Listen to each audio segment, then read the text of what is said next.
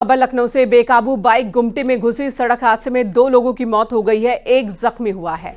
चिन्हट के देवा रोड पर हादसा हुआ। मेला देखकर ये सभी लौट रहे थे, तभी यह हादसा हुआ है। 3 दोस्त मेला देखकर लौट रहे थे और तभी बेकाबू बाइक गुमटी से टकरा गई। 2 की मौत हो गई है, एक जख्मी है।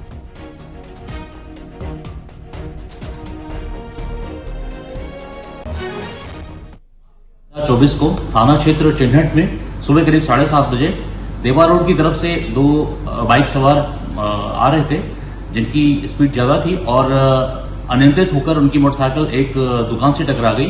इस दुर्घटना से आई चोटों के कारण एक युवक की मौके पर ही मृत्यु हो गई। तत्काल पुलिस द्वारा रिस्पॉन्ड कर दूसरे युवक को अस्पताल में भर्ती कराया गया, जिसकी इलाज के दौरान मृत्यु हो गई।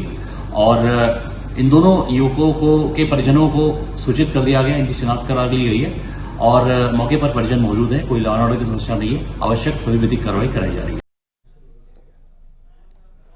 फतेहपुर में एक हादसा हुआ। सीएनजी भराने के बाद पंप से जैसे ही कार बाहर निकलती है, उसमें आग लग गई। पंप के बाहर कार जलकर खाक हो गई। कुछ देर तक यातायात भी बाधित रहा। कार सवार लोग पूरी तरह से सुरक्षित हैं। ये घटना जहानाबाद थाना क्षेत्र के मुगल रोड की है। गनीमत रही कि आग लगने की ये घटना पंप से निकलने के बाद, यानी कि पेट्रोल पंप से बाहर निकलने के बाद हुई है, वरना हादसा बड़ा भी हो सकता था। कार देखिए किस तरह से खाक हो गई।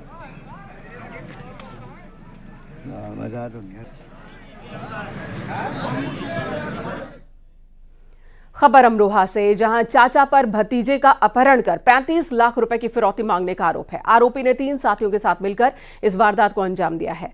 36 घंटे में पुलिस ने इस पूरी घटना का खुलासा किया। आरोपियों के पास से कार और 3 तमंचे बरामद किए गए। आदमपुर की यह घटना है।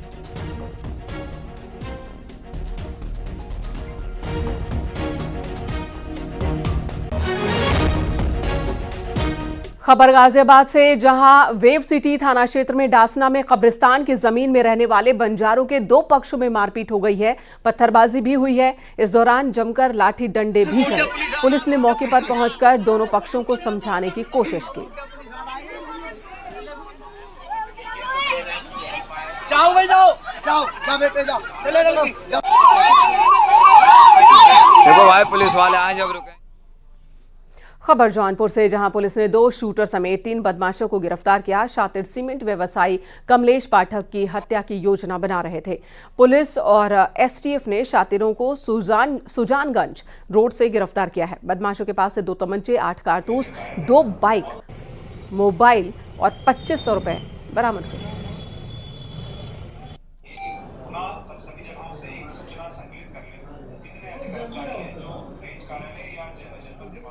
ललितपुर में पीसीएफ गोदाम से खाद गायब होने का मामला सामने आया। गोदाम से 1470 बोरी डीएपी और 1000 बोरी यूरिया गायब है।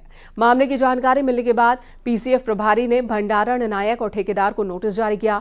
वहीं डीएम ने भी मामले में जांच की बात कही है। आपको बता दें, जिले के कई क्षेत्रों में खाद की भारी किल्लत है। किसान सुबह से लेकर शाम तक खाद के लिए जद्दोजहद कर रहे हैं। खाद विक्रेता खाद के मनमाने रुपए वसूल रहे हैं, तो सहकारी समितियों पर खाद की कमी बनी हुई है और ऐसे में सरकारी गोदाम से खाद गायब होना एक बड़े गड़बड़झाले की ओर इशारा कर रहा है।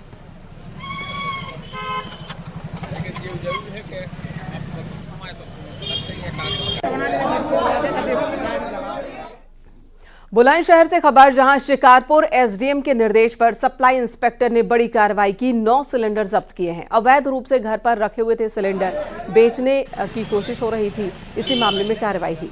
सिकंदराबाद में सिलेंडर फटने की घटना के बाद प्रशासन हरकत में आया है। जगह जगह अवैध रूप से बेचे जा रहे सिलेंडर्स पर प्रशासन कार्रवाई कर रहा है। एसडीएम शिकारपुर ने बताया कि अवैध रूप से सिलेंडर बेचने वाले और रीफिलिंग करने वालों के खिलाफ कार्रवाई जारी रहेगी। शिकारपुर तहसील क्षेत्र के अहमदगढ़ की ये घटना है।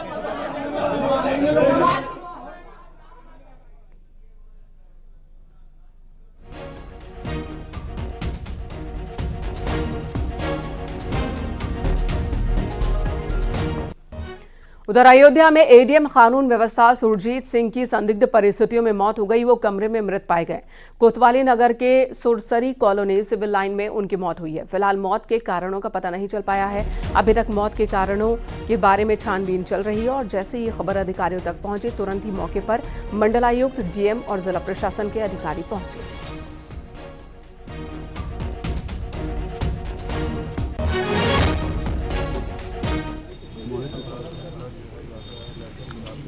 तो अयोध्या में एडीएम की संदिग्ध परिस्थिति में मौत हुई है।